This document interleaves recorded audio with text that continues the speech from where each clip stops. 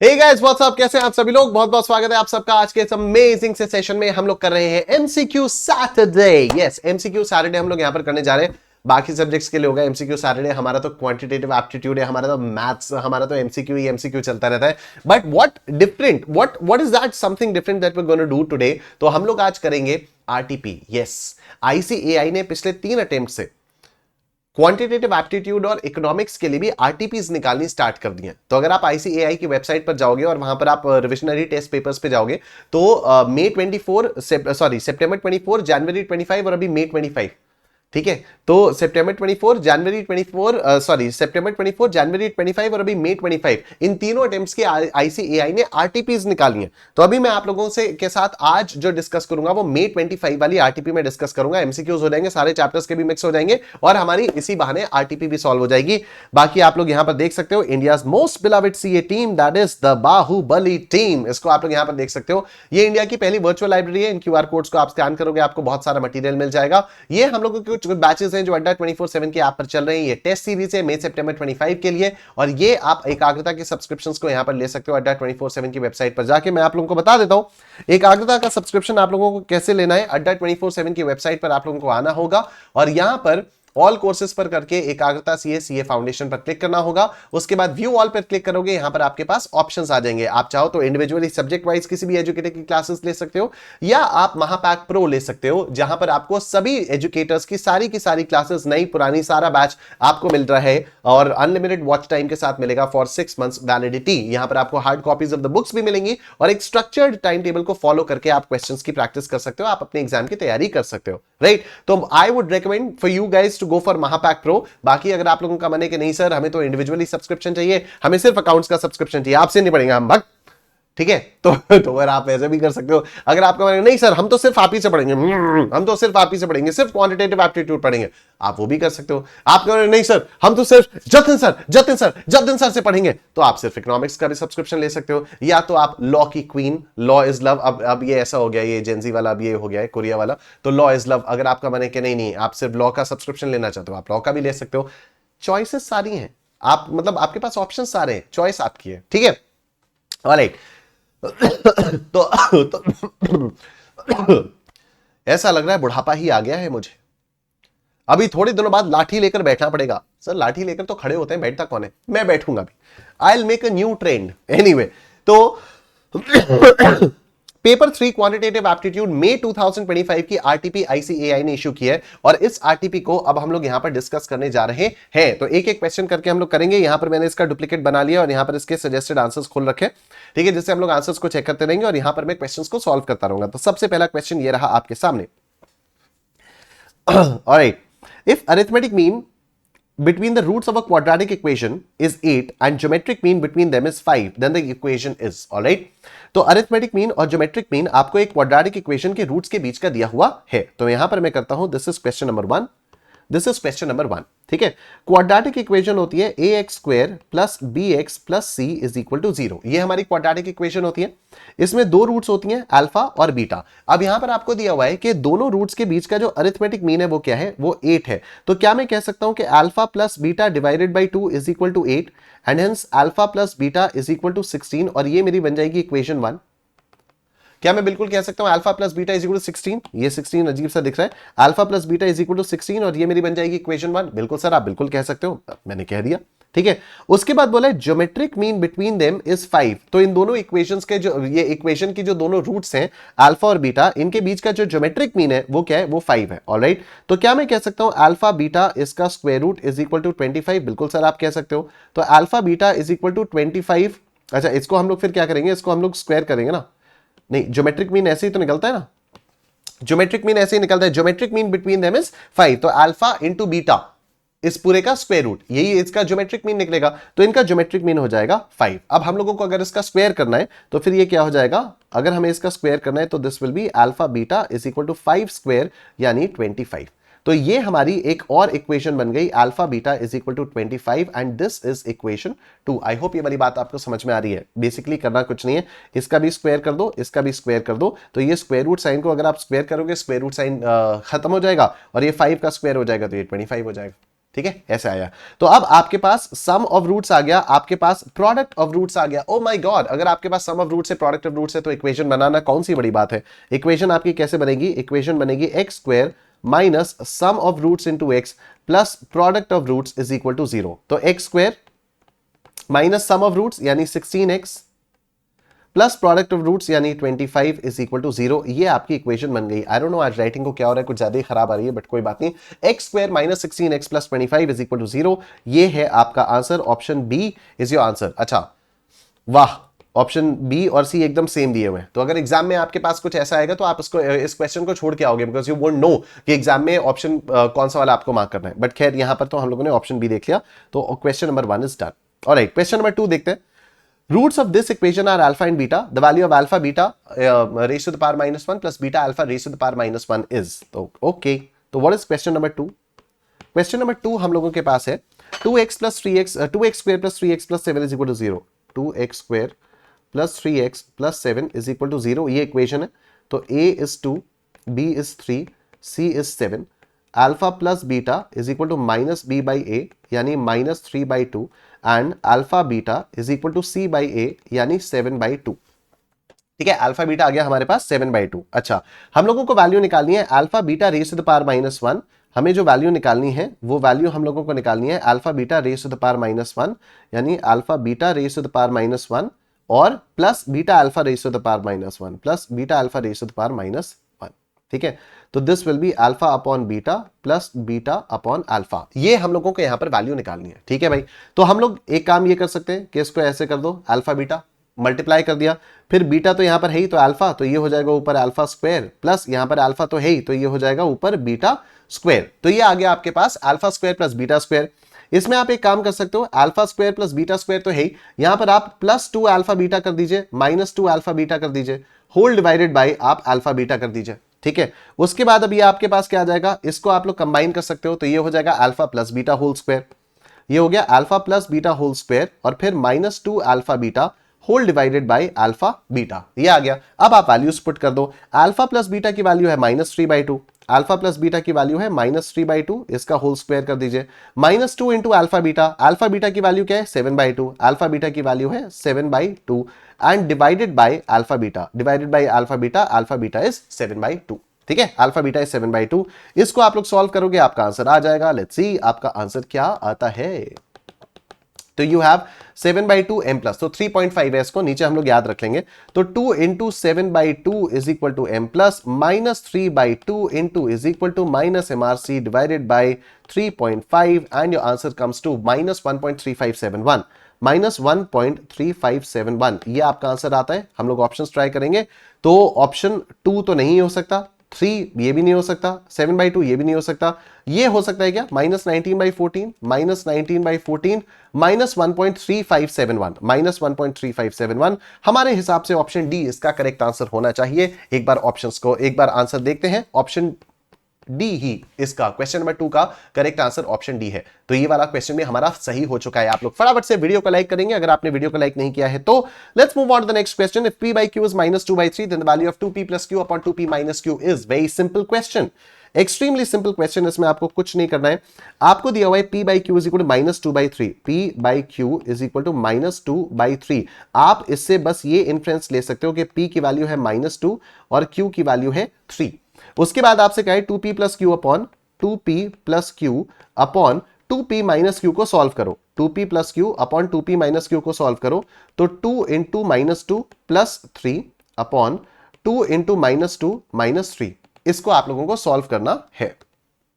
ठीक है, इसे आप लोगों को सॉल्व करना है। तो अभी आप लोग देखो, यहां पर आएगा 2 इंटू -2 -3 m प्लस, डिनोमिनेटर आ गया -7, न्यूमरेटर क्या आएगा 2 into -2 plus 3 divided by MRC is equal to 0.142857। All you have to do is now simply try the options. Option A तो नहीं होगा, ऑप्शन बी नेगेटिव में ये भी नहीं होगा, क्या ऑप्शन सी होगा 1/7? Yes, 0.142857। Option A, option C is your answer.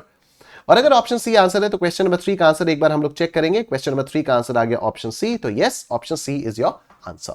Moving on to the next question, ये रहा आप लोगों के सामने। ओ माय गॉड, लॉगरिथम आप लोगों का फेवरेट टॉपिक है। वीडियो को लाइक कर दो फटाफट से, जिन्होंने भी अभी तक वीडियो को लाइक नहीं किया। बहुत ही मजा आ रहा है, हम लोग तेजी से क्वेश्चंस को सॉल्व कर रहे हैं, हर टाइप के चैप्टर के क्वेश्चंस यहां पर सॉल्व हो रहे हैं, मजा आ रहा है।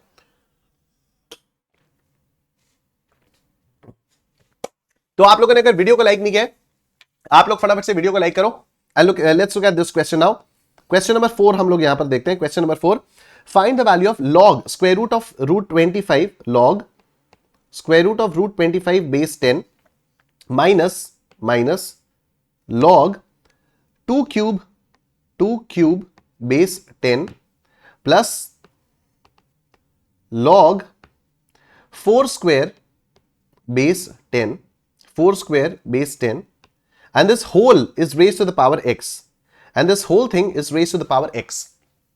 ठीक है, ओके। तो ये log स्क्वायर रूट ऑफ 25 है, स्क्वायर रूट ऑफ 25, ये जो स्क्वायर रूट ऑफ 25 इसकी जगह मैं 5 लिख सकता हूं, बिल्कुल लिख सकता हूं। तो ये आ जाएगा log 5 बेस 10 माइनस, अब ये जो यहां पर पावर 3 है ये उड़ के इधर आ जाएगी, बिल्कुल आ जाएगी, -3 log 2 बेस 10 प्लस, अब यहां पर क्या दिया है, 4 स्क्वायर दिया हुआ है, तो पहली बात तो ये जो 2 है ये इधर आ जाएगा, plus 2 log 4 base 10 and this whole is raised to the power x and this whole thing is raised to the power x। अच्छा, मैं 4 को 2 स्क्वायर लिख सकता हूं क्या? मैं बिल्कुल 4 को 2 स्क्वायर लिख सकता हूं, तो ये हो जाएगा log 5 base 10 minus 3 log 2 base 10 plus 2 log 2 square base 10, ऐसे लिख सकता हूं। And this entire thing is raised to the power x। और फिर अब ये वाली जो 2 की पावर है इसको भी मैं इस तरह आके मल्टीप्लाई कर सकता हूं, तो ये इससे मल्टीप्लाई हो जाएगी, हो जाएगा 2 into 2 is 4। ठीक है, तो now this will be what, this will be log 5 base 10 minus 3 log 2 base 10 plus 4 log 2 base 10 whole raise to the power x। ठीक है, आई होप ये वाली बात आपको समझ में आ रही है। ये जो पावर है ये भी इधर आकर मल्टीप्लाई होगी, ठीक है, ये log से मल्टीप्लाई होगी, ऑलरेडी 2 यहां पर log से मल्टीप्लाइड है, तो ये 2 जो है वो इससे मल्टीप्लाई हो जाएगा, तो ये टोटल हो जाएगा 4 log 2 बेस 10। ठीक है, ये हो जाएगा 4 log 2 बेस 10। अब आप इधर देखो क्या है, log 5 base 10, we have log 5 base 10, now this is -3 log 2 base 10, this is +4 log 2 base 10, तो +4 -3 विल बी व्हाट, +1। ठीक है, तो ये हमारा हो जाएगा प्लस log 2 बेस 10, क्योंकि ये देखो ये भी log 2 बेस 10 है, ये भी log 2 बेस 10 है, तो बेसिकली 4 - 3 is 1, तो ये -3 log 2 base 10 plus 4 log 2 base 10 क्या बच जाएगा, ये हमारा बच जाएगा log 2 base 10 and this whole thing is raised to the power x। This whole thing is raised to the power x। ठीक है, फिर यहां पर log की हम एक और प्रॉपर्टी लगा देंगे कि अगर आपके बेसिस सेम है और यहां पर बीच में प्लस वाला साइन है तो आप 5 और 2 को आपस में मल्टीप्लाई कर दोगे, तो now this will be log of 5 into 2 base 10 whole raised to the power x, whole raise to the power x।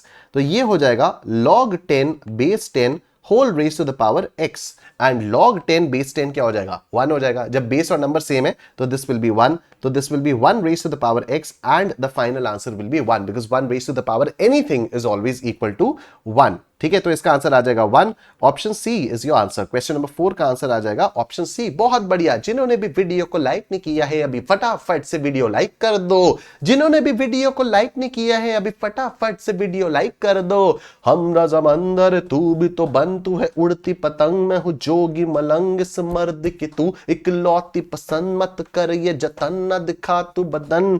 Alright, देखो इधर फटाफट से लाइक कर दो आप लोग। यहां पर A sum of money doubles itself in 10 years. Time of value of money, mathematics for finance। मेरा दूसरा तीसरा प्यार, पता नहीं कौन सा प्यार है। ठीक है, आओ देखो, A sum of money doubles itself in 10 years. The number of years it would treble itself is। ठीक है, अब ये सिंपल इंटरेस्ट है, कंपाउंड इंटरेस्ट है, वी डोंट नो, बट कोई बात नहीं, चलो करते हैं। पहले सिंपल इंटरेस्ट से हम लोग निकाल के देखते हैं कि कैसे आएगा ये। तो क्वेश्चन नंबर 5, क्वेश्चन नंबर 5 ये रहा आपके सामने। पहले हम लोग सिंपल इंटरेस्ट से ट्राई कर रहे हैं। ठीक है, पहले हम लोग सिंपल इंटरेस्ट से ट्राई करते हैं, अगर आंसर आ गया तो बहुत ही अच्छी बात है, अगर नहीं आया तो फिर हम लोग कंपाउंड इंटरेस्ट से भी ट्राई कर लेंगे। तो अगर डबल हो रहा है 10 सालों में, या sum of money doubles itself in 10 years, right, तो मतलब अगर मैं प्रिंसिपल 100 लेता हूं तो अमाउंट कितना बन जाएगा, अमाउंट मेरा 200 बन जाएगा, टाइम 10 साल है, मुझे रेट ऑफ इंटरेस्ट निकालना है। मैं सिंपल इंटरेस्ट मान रहा हूं, अगर मैं सिंपल इंटरेस्ट मान रहा हूं तो rate of interest will be a - p upon pt and this will B 200 - 100 upon 100 into 10। तो ये क्या आ जाएगा, 10% आना चाहिए, वैसे तो 10% आना चाहिए। देखो 100 into 10 m plus 200 minus 100 is equal to divided by MRC is equal to 0.10, ये आ गया। ठीक है, अब हम लोगों से पूछा है कितने सालों में 3 गुना हो जाएगा, तो 3 गुना होने के लिए प्रिंसिपल अगर 100 है तो अमाउंट कितना हो जाएगा, 300 हो जाएगा। अब तो मुझे रेट भी पता चल गया 0.10, अब मुझे टाइम फाइंड आउट करना है। तो time is equal to a minus P upon P I, simple interest के बेसिस पे अगर देखें तो 300 माइनस 100 अपॉन 100 इंटू 0.10, तो ये आएगा 100 into 0.1 m plus 300 minus 100 is equal to divided by MRC is equal to 20 years. अगर 20 ईयर्स ऑप्शन में कहीं पर दिया हुआ है तो बहुत ही बढ़िया, यही मेरा आंसर हो जाएगा, otherwise we'll shift to compound interest. क्या 20 इयर्स दिया हुआ है? ऑप्शन सी 20 इयर्स दिया हुआ है, तो क्वेश्चन नंबर 5 का आंसर हो जाएगा ऑप्शन सी, क्योंकि सिंपल इंटरेस्ट से आपका आंसर आ चुका है, राइट। फटाफट से वीडियो को लाइक कर दो अगर अभी तक भी आपने लाइक नहीं किया है तो, फटाफट से वीडियो को लाइक कर दो अगर अभी तक भी आपने लाइक नहीं किया है तो। दिस इज ग्रेट मैन, फटाफट से वीडियो को लाइक कर दो अगर अभी तक भी आपने लाइक नहीं किया है तो। देखो, the effective rate equivalent to a nominal rate of 6% compounded monthly is, अब आपको इफेक्टिव रेट ऑफ इंटरेस्ट निकालना है, तो आप इफेक्टिव रेट ऑफ इंटरेस्ट कैसे निकालोगे बबुआ?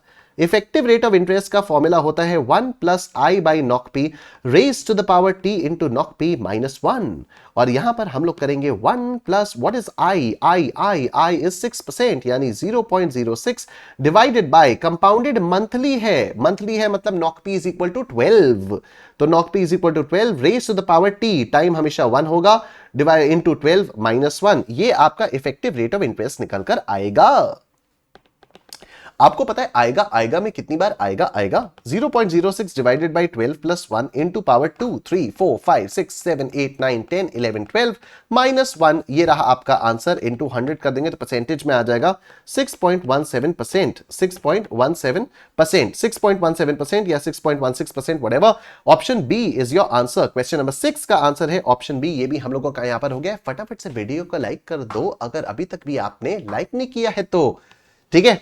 Alright, let's move on to the next question. What is the rate of simple interest if a sum of money amounts to 2784 in 4 years and 2688 in 3 years? अच्छा, हमें सिखा रिया है, अच्छा। Alright, question number 7 देखते हैं। क्वेश्चन नंबर 7, अब आपको यहां पर सिंपल इंटरेस्ट का रेट पूछा हुआ है, आपको बताया हुआ है कि 3 साल के बाद 2688 है और 4 इयर्स के बाद 2784 है। हम लोग अपनी एज ओल्ड टाइमलाइन वाला मेथड यूज करेंगे। This is 0, this is 1, this is 2, this is 3 and this is 4। अब इसने हमें बताया कि 3 साल के बाद का अमाउंट है 2688, ठीक है, तो यहां पर अमाउंट है 2688 और चौथे साल के एंड का अमाउंट है 2784, चौथे साल के एंड का अमाउंट है 2784। तो मुझे आप एक बात बताओ कि यहां पर इन दोनों के बीच में कितना डिफरेंस है? तो वी हैव 2784 माइनस 2688, कितना आता है? 96। मतलब क्या मैं कह सकता हूं कि तीसरे साल से चौथे साल के बीच में इसने 96 रुपीस का इंटरेस्ट कमाया? बिल्कुल मैं ये कह सकता हूं। और क्योंकि ये सिंपल इंटरेस्ट का क्वेश्चन है तो हर साल सेम अमाउंट ऑफ इंटरेस्ट कमाया जा रहा होगा, बिल्कुल मैं कह सकता हूं। तो अगर यहां 96 कमाया हुआ है तो यहां भी 96 ही कमाएगा, यहां भी 96 ही कमाएगा, यहां भी 96 ही कमाएगा। अब अगर मान लो इसने यहां पर 0th पॉइंट ऑफ टाइम पर P पैसा इन्वेस्ट किया था, अब अगर इसने P पैसा इन्वेस्ट किया था तो इन 3 सालों का अगर आप कच्चा चिट्ठा देखोगे तो ये इसने P इन्वेस्ट किया था, इसको 96 रुपीस का इंटरेस्ट यहां मिला, 96 रुपीस का इंटरेस्ट यहां मिला, 96 रुपीस का इंटरेस्ट यहां मिला, तब जाकर टोटल 2688 हो पाया है। तो we have P plus 96 plus 96 plus 96 is equal to 2688। तो अगर आप P की वैल्यू निकालोगे तो ये आएगा 2688 माइनस 96 इंटू 3, ठीक है ना। मैं माइनस 96 माइनस 96 माइनस 96 करूंगा, इससे अच्छा मैंने माइनस 96 इंटू 3 कर दिया, मतलब ये वही हो जाएगा ना यार। ये जो प्लस 96 प्लस 96 प्लस 96 है, इसको इधर लेके जाऊंगा तभी तो P की वैल्यू आएगी। तो माइनस 96 माइनस 96 माइनस 96, ये कितना आया? ये आ जाएगा आपका 2688 minus 96 minus 96 minus 96 and the principal is what? Principal is 2400। तो प्रिंसिपल अब आ गया है 2400। अब आपको क्या निकालना है? रेट ही तो निकालना है। तो देखो प्रिंसिपल आ गया 2400, अमाउंट आ गया है 2688, टाइम आ गया है 3 इयर्स, टाइम आ चुका है 3 इयर्स। आपको निकालना है रेट ऑफ इंटरेस्ट। तो रेट ऑफ इंटरेस्ट कैसे आएगा? Amount minus principal upon PT। तो this is 2688 minus 2400 upon 2400 into 3 into 3। देखो 2400 into 3 m plus 2688 minus 2400 is equal to divided by MRC is equal to 0.04 into 100 कर दोगे तो ये आ जाएगा 4%. ये आ जाएगा क्या? This will become 4%. Let's see. 4% per annum. Question number 7 का आंसर हो जाएगा ऑप्शन बी. क्वेश्चन नंबर 7 का आंसर हो गया ऑप्शन बी. मैं पानी पी लेता हूं. आप लोग वीडियो को फटाफट से लाइक कर दो अगर अभी तक भी आपने नहीं किया है तो.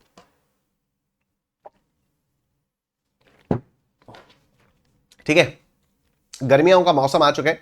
जेब में प्याज और लगातार पानी पीने की आदत डाल लो.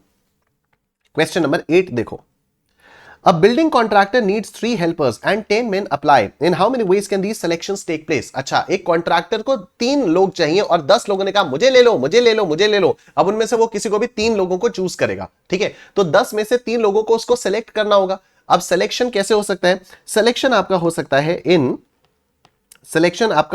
है इन 10C3 वेज. सिलेक्शन आपका 10C3 वेज में भी हो सकता है. मुझे एक बात बताओ, क्या अरेंजमेंट यहां पर मैटर करेगा? नहीं, यहां पर तो अरेंजमेंट मैटर ही नहीं करेगा. 10 में से आपको सिंपली 3 लोगों को सेलेक्ट ही तो करना है. तो अगर आपको 10 में से 3 लोगों को सिर्फ सेलेक्ट करना है तो अरेंजमेंट मैटर ही नहीं करेगा. और अगर अरेंजमेंट मैटर नहीं करेगा तब कोई टेंशन वाली बात ही नहीं है. आपको कोई फैक्टोरियल वगैरह से मल्टीप्लाई नहीं करना है. सिंपली 10C3 से आपका आंसर आ जाएगा. अगर हम शॉर्टकट फॉर्मूला यूज करें तो this is 10 into 9 into 8 upon 1 into 2 into 3. तो 3 3s are 9, 2 4s are 8, 3 4s are 12, 12 10s are 120.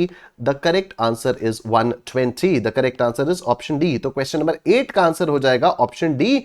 I am sure सबको समझ में आ गया. बोलो yes forever. Everyone in the chat go yes yes yes. Alright, let's move on to the next question. Question number 9 पर हम लोग आ जाते हैं. देखो, an examination paper consists of 12 questions divided into 2 parts A and B.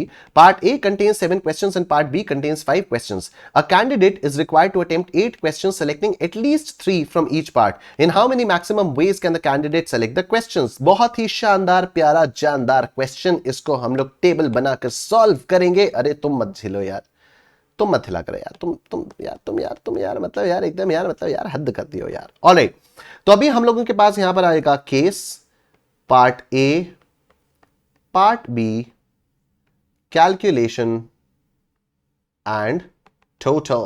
Calculation and then we'll have total. ठीक है, आजा मैं हवाओं पे बैठा के ले चलूं, तू ही तो मेरी दोस्त है. ऑलराइट, पार्ट ए में कितने क्वेश्चंस हैं? पार्ट ए में इसके पास 7 क्वेश्चंस हैं. पार्ट ए में 7 क्वेश्चंस हैं. पार्ट बी में 5 क्वेश्चंस हैं. पार्ट बी में 5 क्वेश्चंस हैं. ठीक है, तो अभी आपको हर पार्ट में से कम 3 क्वेश्चंस को सेलेक्ट करना है. तो मैं, और टोटल कितने क्वेश्चंस अटेम्प्ट करने हैं? टोटल 8 क्वेश्चंस अटेम्प्ट करने हैं और हर पार्ट में कम से कम 3 क्वेश्चंस आपको अटेम्प्ट करने हैं. ठीक है, तो एक केस तो ये हो सकता है कि मैं यहां से 3 क्वेश्चन सेलेक्ट करूं. अब बचे कितने? 5 क्वेश्चंस और बचे, क्योंकि मुझे टोटल 8 क्वेश्चंस करने ना, तो वो पांचों के पांचों क्वेश्चंस मैं पार्ट बी से कर लूं. ऐसा हो सकता है कि मैं पार्ट ए से 4 क्वेश्चंस करूं और पार्ट बी से भी मैं 4 क्वेश्चंस कर लूं. ऐसा हो सकता है कि मैं पार्ट ए के 5 क्वेश्चंस कर लूं और पार्ट बी से 3 क्वेश्चंस कर लूं. इसके अलावा कोई और केस पॉसिबल नहीं है. तो either I can do 3 questions from part A and 5 questions from part B, और I can do 4 questions from part A and 4 questions from part B, और I can do 5 questions from part A and 3 questions from part B. ये मेरे पास 3 cases बनकर आ गए.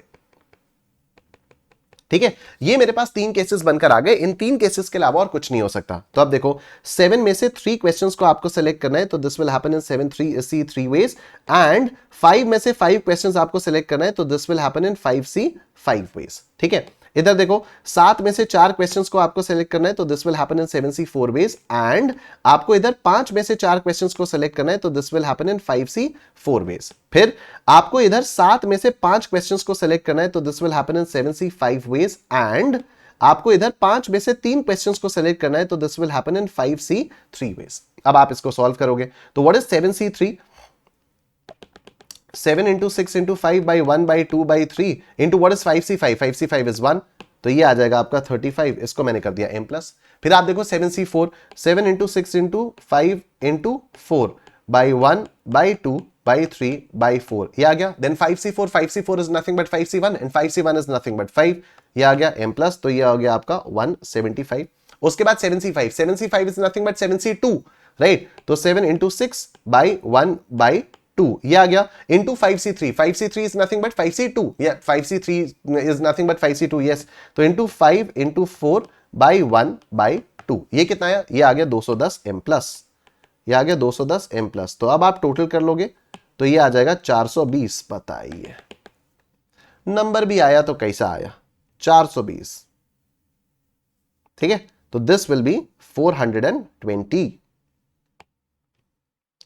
This will be 420, ठीक है? This will be 420। तो option D will be your answer. Question number 9 का answer हो जाएगा option D. I am sure सबको समझ में आ गया। कर दो वीडियो को like. Alright, let's move on to the next question. Question number 10 ये रहा आपके सामने। If A is 1 2 3 4 5, B is 2 4, C is 1 3 5, then A minus C cross B. Alright, पहले तो इसको मैं जरा कायदे से लिखूंगा अपने तरीके से, ठीक है? ए इज 1 2 3 4 5, तो ए इज 1 2 3 4 5, ऑलराइट। उसके बाद b is 2,4, b is 2,4, alright, and c is equal to 1,3,5, 1 3 5, ठीक है? हमें क्या करना है? पहले तो a माइनस सी करना है, पहले a माइनस सी करना है। a माइनस सी का मतलब होता है कि a के अंदर c के जितने भी एलिमेंट्स हैं उन सबको a में से हटा दो। तो c का एलिमेंट 1 क्या a में है? हाँ है, हटाओ इसको। c का एलिमेंट 3 क्या a में है? हाँ है, हटाओ इसको। C का एलिमेंट 5 क्या A में है? हाँ है, हटाओ उसको। क्या बचा? 2,4 बचा। तो A माइनस सी क्या हो जाएगा? A minus C will be 2,4। उसके बाद क्या करना है? उसके बाद इसको B से मल्टीप्लाई कर देना है।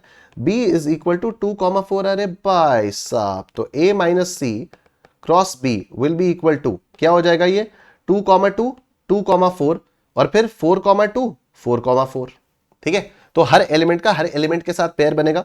तो we will have 2,2 2,4, then we'll have 4,2 4,4, ये ठीक है? 2,2 2,4 4,2 4,4, 2,2 2,2 2,4 4,2 4,4।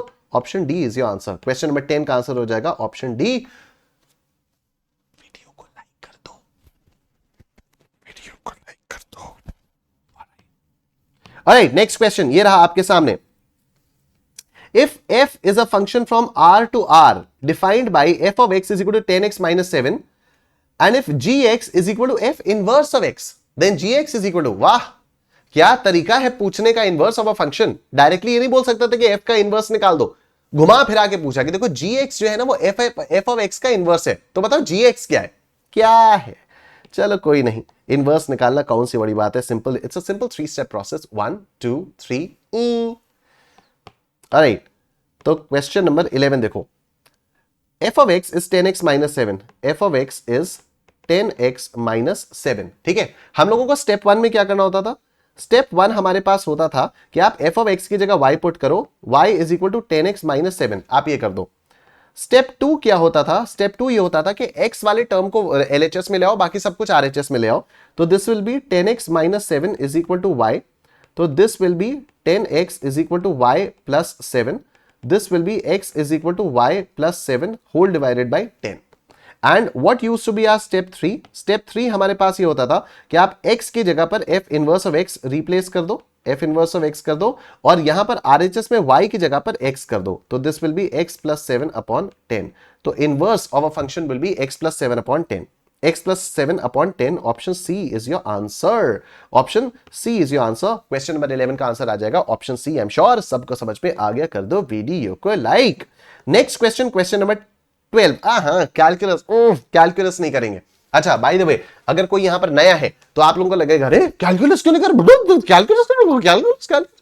तो भाई मैंने ये पहले कई बार बताया हुआ है, और मैं अभी एक बार फिर से आपको बता देता हूं कि कैलकुलस जो है हार्डली 3 से 4 नंबर का या 5 नंबर का आता है आपके पेपर में, और कैलकुलस में जितना टाइम और एफर्ट नॉर्मली लोगों को लगता है उतना ही टाइम और एफर्ट अगर हम बाकी चैप्टर्स में लगाएंगे तो फिर हम लोग अच्छे मार्क्स स्कोर कर पाएंगे। तो कैलकुलस मैं पहले दिन से रेकमेंड करता हूं कि आप लोग छोड़कर जा सकते हो। कैलकुलस का ना तो सीए फाउंडेशन में बाकी कहीं पर कोई भी फायदा है, ना ही सीए इंटरमीडिएट में, ना ही सीए फाइनल में, ठीक है?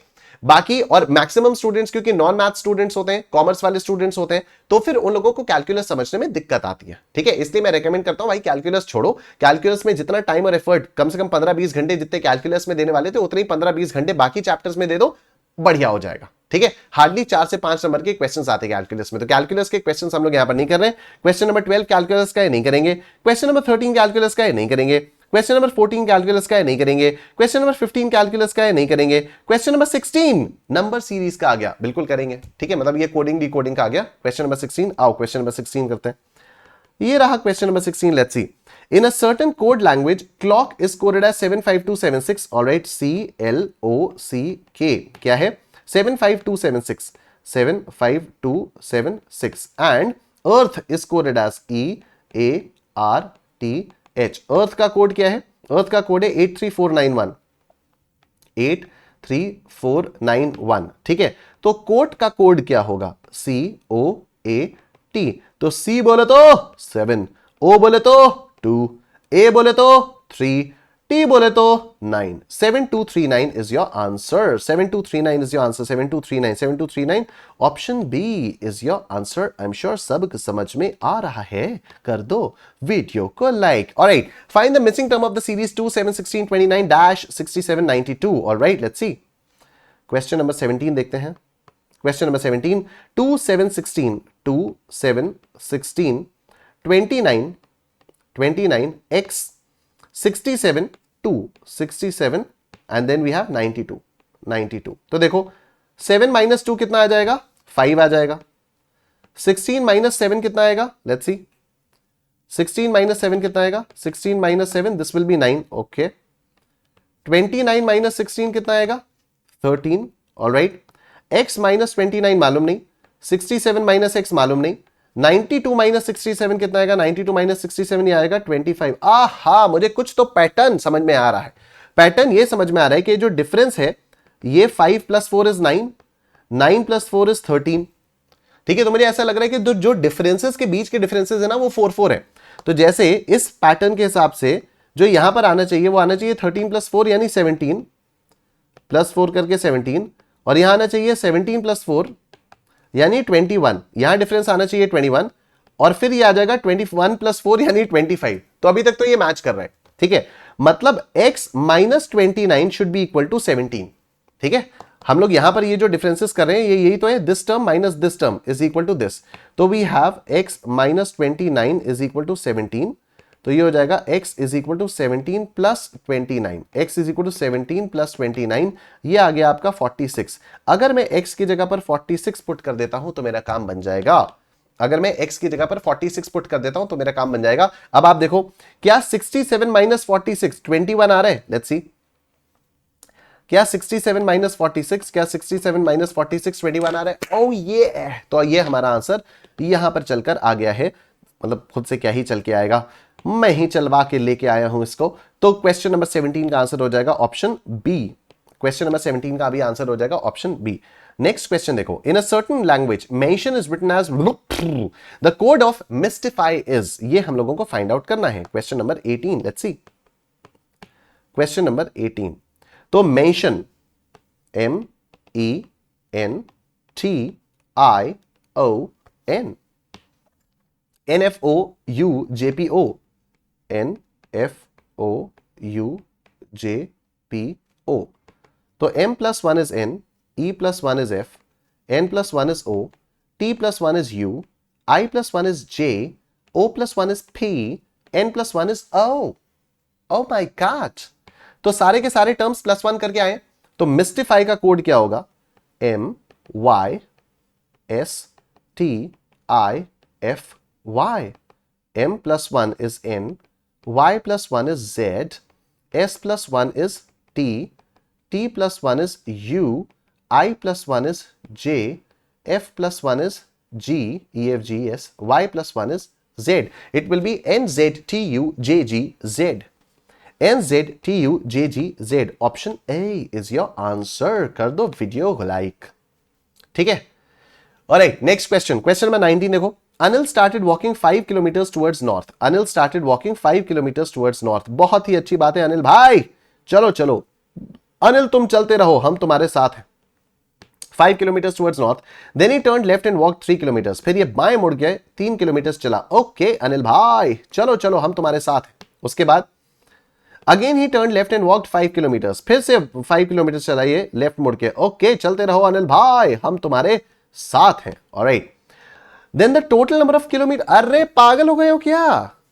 टोटल नंबर ऑफ किलोमीटर्स पूछ रहा है. मुझे लगा ये पूछेगा कौन सी डायरेक्शन में फेस कर रहा है, या फिर अपनी स्टार्टिंग पोजीशन से कौन सी डायरेक्शन में है, या वापस जाने के लिए कौन सी डायरेक्शन में चले. कुछ तो पूछता है यार. टोटल करने के लिए बोल दिया. 5 + 3 + 5 13. अच्छा, ऑप्शन ए. क्वेश्चन नंबर 19 का आंसर आ जाएगा option A. Alright. Next question ये रहा आपके सामने. देखो, Raju started walking 10 kilometres towards east from his home. चलिए जी, Raju 10 kilometers towards east from his home. 10 kilometers towards east from his home. All right. फिर he turned right and walked 5 kilometers to south to reach his school. 5 kilometre चला south में और अपने school पहुंच गया. अपने school पहुंच गया. In which direction is school from his home. School इसका कौन सी डायरेक्शन में? स्कूल इसका साउथ ईस्ट डायरेक्शन में. Very good. ये आया ना कुछ कायदे का सवाल. स्कूल इसका साउथ ईस्ट डायरेक्शन में. इसका स्कूल साउथ ईस्ट डायरेक्शन में. Great. South east, option A is your answer. Question number 20 का आंसर आ जाएगा option A. Very good. Next question ये रहा. मेरे बाप की बेटी में को भाई बोलती, मेरे बाप की बेटी में को बेटा बोलती. बेटी मेरे को बेटा क्यों बोलेगी? बीवी मेरे को बेटा बोलती. मेरी मां का भाई में को भांजा बोलता, मेरे भाई की बेटी में को चाचा बोलती. Alright, let's see. L is the wife of N, P is the son of N, K is the brother of N and father of O. What is the relationship of P and O? P और O के बीच में क्या relation है? P and O के बीच में क्या relation है, ये पूछ लिया भाई साहब. ठीक है, ये नहीं पूछा कि कौन किसका क्या लगता है. P and O के बीच में क्या रिलेशन है, ये पूछ लिया. और आंसर्स में, ऑप्शंस में आप देखो, दोनों का रिलेशन नहीं दिया है, कुछ भी दिया हुआ है. चलो मैं ना अपने आप को O मान लेता हूं यहां पर. क्वेश्चन नंबर 21 हम लोग कर रहे हैं. मैंने माना मैं हूं O, मैं हूं O. ठीक है. अब यहां पर दिया हुआ है N and father of O. K is the brother of N and father of O. अच्छा, के जो है, K is the brother of N and father of O. तो K is my father, K is my father. तो मैंने K को कर दिया K is my dad. K is the brother of N. K जो है वो एन के ब्रदर है. तो एन या तो मेरी बुआ होंगी या तो मेरे अंकल होंगे, चाचा या ताऊ में से कुछ भी. ठीक है. उसके बाद देखो, P is the son of N. P जो है वो मेरी बुआ या अंकल का बेटा है. तो मेरा कौन होगा? मेरा कजन होगा. P will be my cousin. यही तो पूछा है, what is the relationship between P and O? P और O तो आपस में cousins है. तो option C is your answer. 21 का आंसर आ जाएगा C. 21 का आंसर आ जाएगा C. Alright, let's move on to the next question. Statistics पर हम लोग आ गए हैं. Standard error and square root of sample size. तो standard error, square root of sample size. Standard error ऐसे होता है और sample size जो है वो ऐसे आता है नीचे. ठीक है, सैंपल साइज जो है वो नीचे होता है. तो they are inversely proportional. They are inversely proportional. Option C is your answer. They are inversely proportional. इधर देखिए, out of 1000 person 40% are female, others are male. अच्छा, तो इसको एक बार लिखना ही शुरू कर देते हैं. ये तो लंबा टाइप का होता है ये वाले इस टाइप के क्वेश्चन. तो 23 देखें. टोटल पर्सन कितने आए? टोटल पर्सन आए मेरे पास 1000. मेल्स मेरे पास कितने आए? 40%, नहीं 40% फीमेल. अच्छा, 40% फीमेल यानी 60% मेल. तो 600 मेरे पास मेल आए. फीमेल्स मेरे पास आई 400. ठीक है, फिर क्या हुआ? In a marriage function 300 persons enjoyed the song. Okay, persons who enjoyed the song 300. तो टोटल अगर 1000 है, 300 लोगों ने सॉन्ग एंजॉय किया, मतलब 700 लोगों ने सॉन्ग एंजॉय नहीं किया. Persons who did not enjoy song 700. Okay. 30% of the people who had not enjoyed the song were female. Okay. Females who didn't enjoy song 30% of 700. ठीक है, 30% of the people who did not enjoy the song were female. तो 700 का 30%, ये आ गया 210. ये आ गया 210. इसका मतलब males who didn't enjoy song कितने हो जाएंगे? ये 700 माइनस 210, 490. ठीक है. अच्छा, अगर females who did not enjoy the song are 210, अगर females who did not enjoy the song are 210, तो इसका मतलब क्या हो गया, इसका मतलब क्या हो गया कि females who enjoyed the song कितने हैं, females who did not enjoy the song are 210, तो females who enjoyed the song कितनी है, 400 में से 210 माइनस करेंगे, ठीक है, 400 में से 210 माइनस करेंगे, है ना, क्योंकि अगर 700 लोगों ने सॉन्ग एंजॉय नहीं किया, उसमें से 210 फीमेल्स थी, तो the females who did not enjoy the song were 210, total females कितनी है 400, तो females who enjoyed the song कितना हो जाएगा, females who enjoyed the song 400 minus 210, total females 400, कितना आया 190. Similarly males who did not enjoy the song were 490, total males are 600, तो 600 minus 490 are the number of males who enjoyed the song. Mails who enjoyed the song कितना, 600 minus 490, 600 minus 490 कितना हो गया 110, 110. आगे देखते हैं. What is the number of males who did not enjoy the song in the function? Number of males who did not enjoy the song in the function. तो males who did not enjoy the song are 490. Males who did not enjoy the song are 490. तो 490 option D is your answer. Question number 23. Question number 23 option D is your answer. Done. मैं पानी P लेता हूं, आप लोग फटाफट से video को लाइक कर दीजिए. मैं पानी पी लेता हूं, आप लोग फटाफट से वीडियो को लाइक कर दीजिए. ठीक है, कर रहे हैं वीडियो को लाइक. लाइक ऑड नंबर में ही करना है, या तो एक बार, या तो 3 बार, या तो 5 बार, या तो 7 बार, and so on. Find harmonic mean of 2, 4 and 6. बहुत ही टुच्चा सा सवाल, हार्मोनिक मीन निकालने के लिए बोल दिया है. बताइए, ये औकात समझते हैं ये लोग हमारी भी. पता लगा यही क्वेश्चन गलत हो जाए, इसी में कोई सिली मिस्टेक हो जाए. 2, 4 और 6 का हार्मोनिक मीन निकाला है. हार्मोनिक मीन कैसे निकाला जाता है, n upon summation of 1/x ऐसे निकाला जाता है. तो 3 टर्म्स हैं, upon 1/2 plus 1/4 plus 1/6, 1/2 plus 1/4 plus 1/6. ये इस तरह से ये आपका आएगा. 1/2 plus 1/4 plus 1/6, we have 1/2 1/4 1/6 m plus 3 divided by this will be 3.27. 3.27. This will be 3.27. ठीक है, 3.27 कहीं है, देखा, मैंने कहा था इसी में दिक्कत हो सकती है. तो क्लोजेस्ट आंसर तो 3.3 है, 24 का ए. हाँ, क्लोजेस्ट आंसर 3.3 है. ठीक है, क्लोजेस्ट आंसर 3.3 है. वैसे ऐसा होना तो नहीं चाहिए. 1/4 सॉरी 1/2 1/4 1/6 और ऊपर आएगा 3 डिवाइडेड बाई दिस 3.27 ही तो आ रहा है. पता नहीं कहां से इनका 3.3 आ गया. हार्मोनिक मीन तो यही आएगा. Question number 24. बट हाँ चलो, क्लोजेस्ट ऑप्शन क्या है, 3.27 से क्लोजेस्ट क्या है, 3.3 है, तो वही होगा. Alright, let's move on to the next question. ये देखो, if the mode of the following data is 13, then the value of x in the data set this is. Okay, इस पूरे सेट का मोड आपको दिया हुआ है 13. ऑलराइट, मैं आ जाता हूं question number 25. Question number 25, let's see. Question number 25, 13, 8, 6, 3, 8. मैं ना असेंडिंग ऑर्डर में लिखता हूं. सबसे पहले असेंडिंग ऑर्डर में लिखता हूं. सबसे छोटा टर्म कौन सा है, सबसे छोटा टर्म है 3. कितने 3 हैं, 1 2, बस 2 3 है मेरे पास. 3 3, 2 3 है मेरे पास. ठीक है, उसके बाद 3 के बाद कौन सा टर्म है, 3 के बाद 6 है, नहीं 5 है.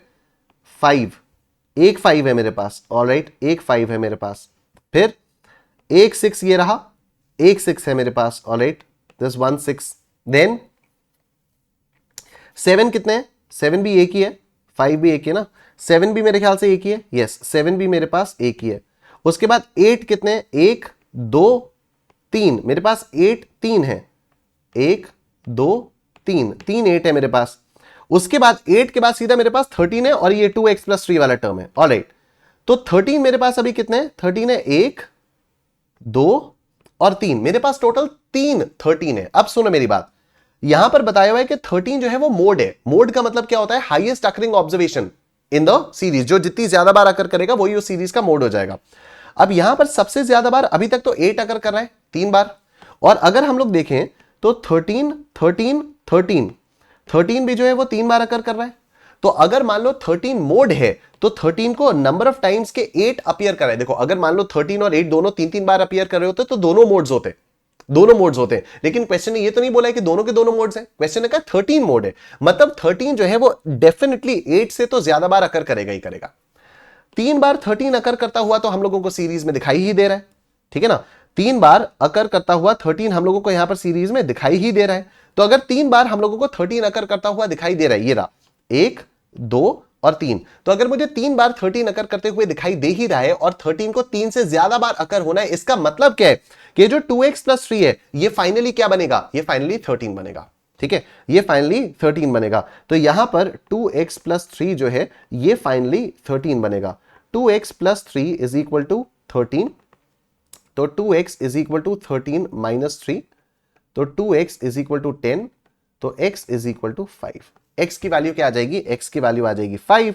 Option B is your answer. सबको समझ में आ गया, बोलो stand forever. Question number 26, the best measure of central tendency is mean without a doubt, undoubtedly, without a doubt, undoubtedly, ठीक है। For a distribution mean is 30, standard deviation is 2, coefficient of variation आपसे पूछा हुआ है। Alright, question number 27 देखते हैं। Coefficient of variation आता है standard deviation upon arithmetic mean into 100 करके। तो what is the standard deviation, the standard deviation is 2, standard deviation is 2। What is the arithmetic mean, arithmetic mean is 30 into 100, तो ये आएगा आपका 2/30 इनटू 100। तो this is 2/30 into 100 और ये आया है 6.67, ये आया 6.67, ठीक है, दिस इज 6.67। तो option A is your answer. Question number 27, option A है आंसर। वीडियो को लाइक करो, चैनल को सब्सक्राइब करो। Mean deviation is dash when the deviations are taken from the median. Minimum बेटे, मिनिमम। क्वेश्चन नंबर 28 का answer हो जाएगा minimum. Very simple question, एकदम स्ट्रेट फॉरवर्ड। क्या ही था इसमें, ogive is used to find median, ogive is used to find median या फिर क्वार्टाइल्स। वैसे तो ऑगिव्स का यूज कब करते हैं, क्वार्टाइल्स फाइंड आउट करने के लिए करते हैं, लेकिन जो सेकंड क्वार्टाइल होगा वही तो मीडियन होगा, ठीक है। ये जा रहा है लेस देन क्वार्टाइल, ये जा रहा है मोर देन क्वार्टाइल, तो ये क्या हो गया, मीडियन आ गया, ठीक है, ये आ गया आपका मीडियन। तो ऑप्शन बी, क्वेश्चन नंबर 29 का आंसर हो जाएगा option B. Alright, question number 30 देखो। A population comprises of 7 members. The number of all possible samples of size 3 that can be drawn from it with replacement. अच्छा, very simple. आपको 3-3 का sample चाहिए with replacement, ठीक है। मतलब 7 members में से पहले आपने एक निकाला, कितने तरीकों से आप इसको विथड्रॉ कर सकते हो। अगर आपको 7 में से एक मेंबर को विथड्रॉ करना है तो आप कितने तरीकों से इसको विथड्रॉ कर सकते हो, आप 7 तरीकों से विथड्रॉ कर सकते हो, ठीक है।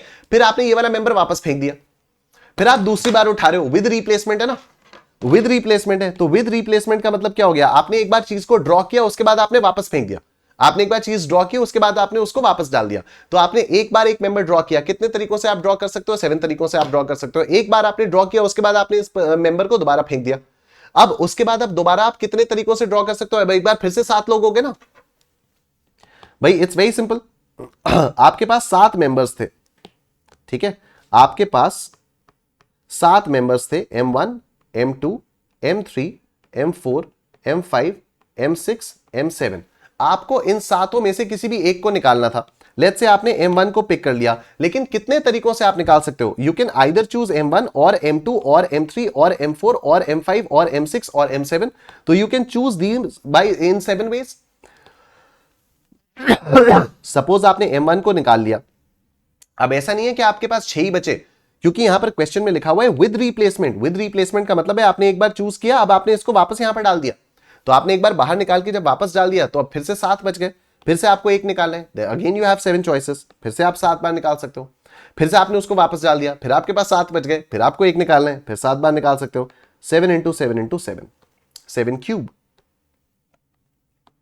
7 × 7 × 7, 7 cube, 7 × power 2 3, and this comes to 343. An extremely simple question and strikes off. Option B is your answer. Question number 30, option B is your answer. इसी के साथ हमारा May 25 की RTP यहां पर समाप्त होती है। 50 मिनट का बढ़िया आपका एमसीक्यू वाला सेशन हुआ, काफी सारे चैप्टर्स, हमारे सारे के सारे ही चैप्टर्स ऑलमोस्ट रिवाइज हो गए। तो आप लोग वीडियो को लाइक कर देना, कमेंट सेक्शन में कमेंट करके बताना आपको सेशन कैसा लगा, and I will see you guys later. Thank you, अपना ध्यान रखिए, बाय बाय।